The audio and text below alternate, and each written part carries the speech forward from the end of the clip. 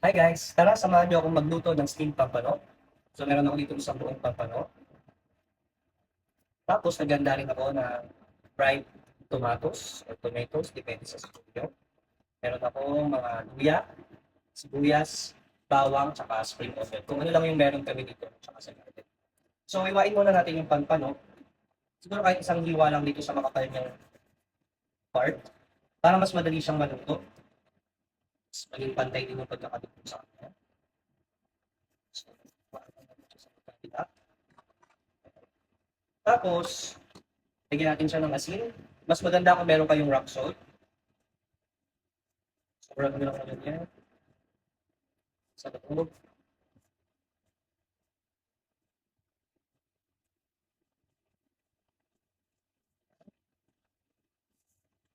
Tapos, meron din tayong ground black pepper. So, lagyan natin yan sa loob. Tulad ng asin.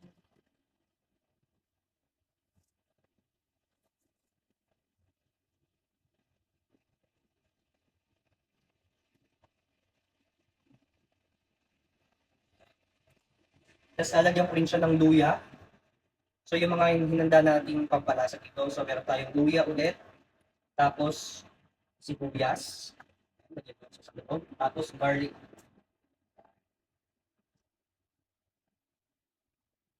So, yung magpapalasa sa kanya. Absorb niya yung mga lasa ng garlic sibuyas. Siyempre, nalagyan ko rin siya ng spring onion. So, sa spring onion, gaganyan ko na lang siya. Parang tangulan ang gagawin natin. Papalamang din natin.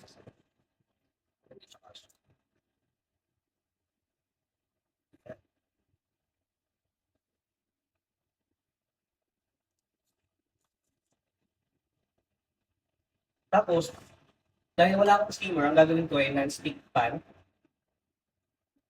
Lalagyan ko siya ng mga luya sa ilalim. Tapos, olive oil. Pati siya manikip. Tapos, yung mga kamatis, lalagyan ko rin sa ilalim. Hindi na pala natin lalagyan ng tubig kung pag-steam natin dahil dito na manggagaling sa kamatis yung liquid na magagamit para ma-steam yung isda. Lalagyan ko rin siya nito, fresh from the garden. Kumbaga ito yung magiging bedding niya para hindi siya dikit na dikit sa pan natin. Gusto ko rin siyang lagyan ng kamatis sa loob kung kaya pa. So, depende naman sa inyo.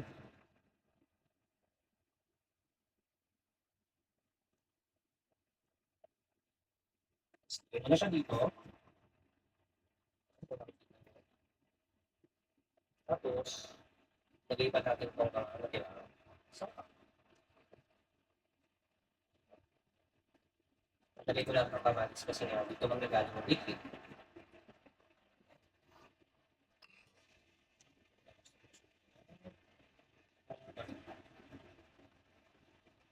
So, yan guys, salang na natin siya sa atin.